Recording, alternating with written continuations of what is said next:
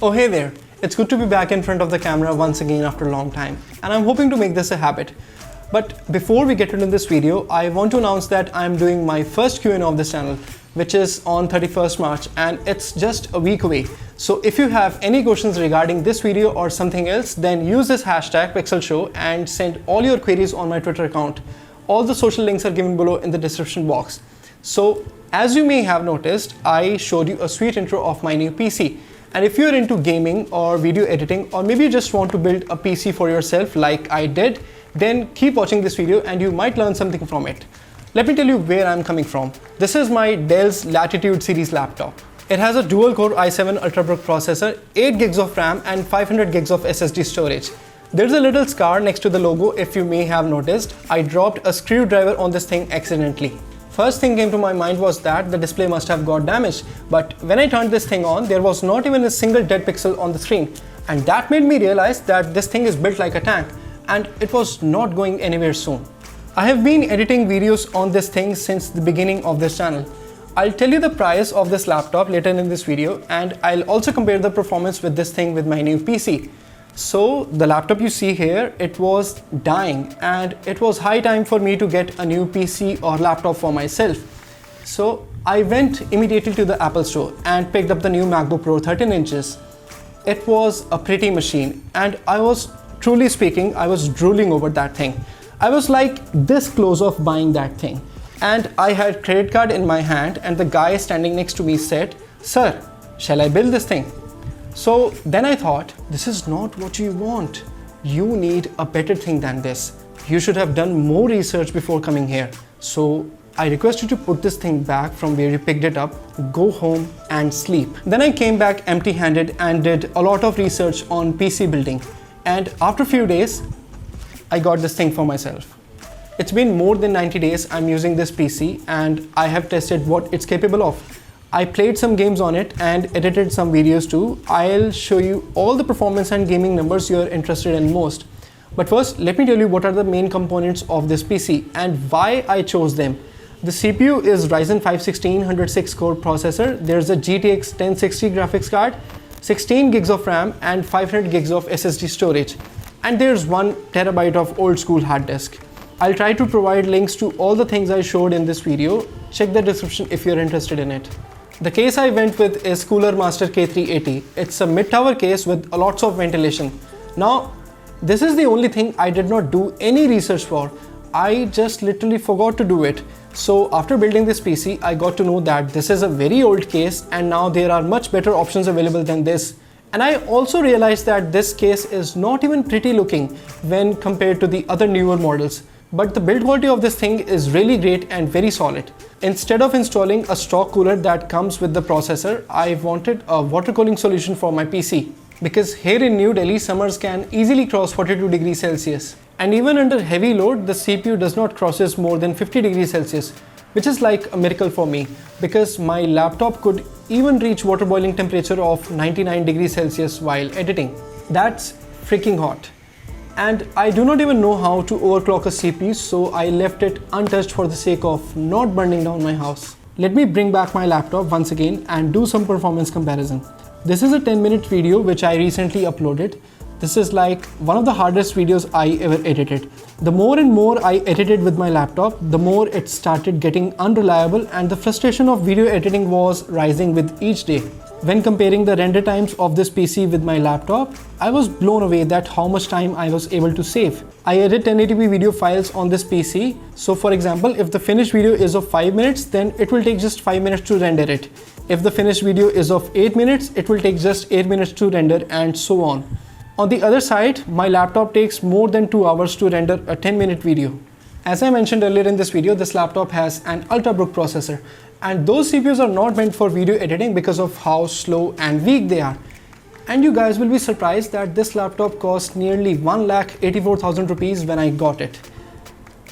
Now you guys must be finding a stone near you to throw it on my head, because in that price I could have built a whole server and control the satellites around the space.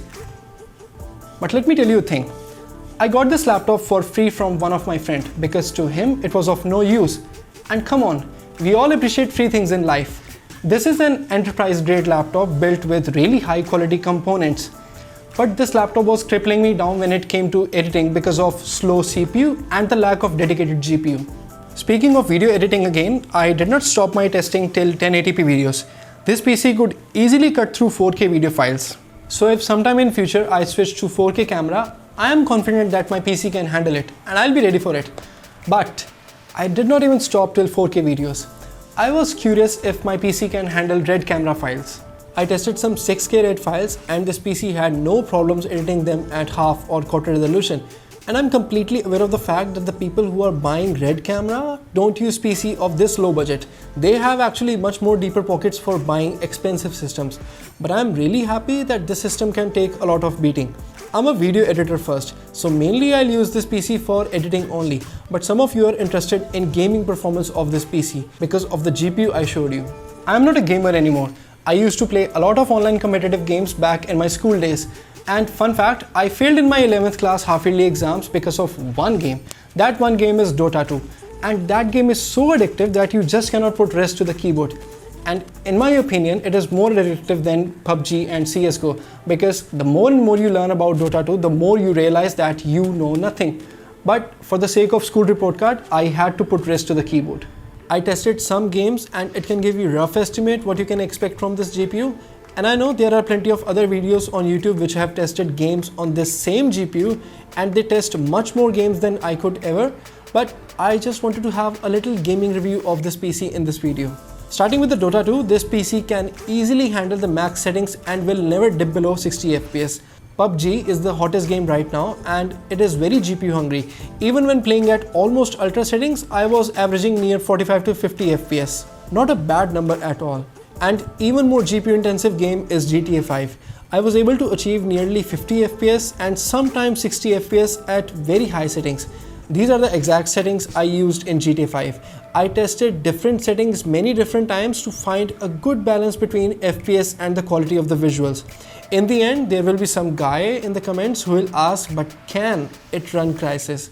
Yup, it did, and it successfully ran on the ultra settings at 60 FPS. The monitor that I am using is a beautiful monitor of LG. It's a 1080p monitor with accurate colors of 99% sRGB.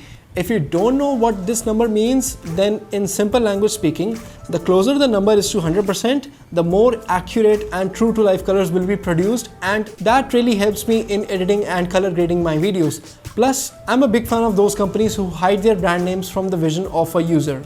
You see, there's no brand name on the whole display. For input devices, I got myself a Razer keyboard and mouse bundle for approximately 5,000 rupees, and I have already used Death Hunter mouse back in 2012, so I knew how this mouse feels for gaming and day-to-day use. I have never used any other mouse than this, so for me, it just works perfectly. It's a super light and I really like the shape of this mouse. I always want my hand to be fully resting on the mouse, which provides me a comfortable grip while gaming. As for this is a normal gaming keyboard with full-size keys. This is not a mechanical keyboard, just normal traditional key switches which go deep down as Mariana's Trench. This thing is built like a freaking tank and I'm pretty sure this is not going anywhere for next 3-4 years. Also, one more thing, both the mouse and keyboard has 3 different colors of LED lighting, and the RGB lighting version of this keyboard and mouse was getting out of my budget, so I got this bundle. When I'm editing, I use my Logitech MX Master 2S. I got this mouse 2 months before I got this PC, so please don't include the price of this mouse in the total build of this PC. There is a reason why I showed you all these extra things after the performance and gaming numbers, because all these things can be replaced with some other cheaper alternative option, and it may work completely fine for you, because the whole idea of this video was to showcase the performance of this PC and how things have changed for me since I got it.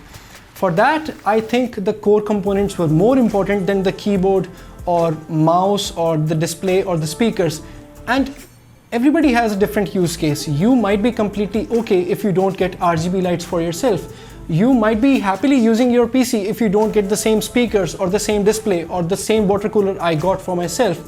Or you might already have headphones for yourself. So you can reduce the cost of those components and get a rough estimate what it would cost to you in the final build price. I have learned a lot while building this PC, and this is a topic on which I can speak for next 5-10 minutes, but I won't take much time of yours because I already did. And After 2-3 days, I'll upload another video in which I'll talk about what PC parts you can skip for gaming or video editing or photography builds. I'm super happy with what value I'm getting from this PC, and you should be also getting happy too, because I'll be using this PC to make more awesome content for you guys. You already know what hashtag you have to use for my first Q&A, and if you have any questions regarding my PC or regarding YouTube or who I am, then send it to me and I'll try my best to reply most of them. Make sure to send it to me before 30th March. And if you guys like this video, then be an awesome guy and share this video with your friends who are in PC Master Race or who are getting into this PC Master Race. Until then, take care of those pixels.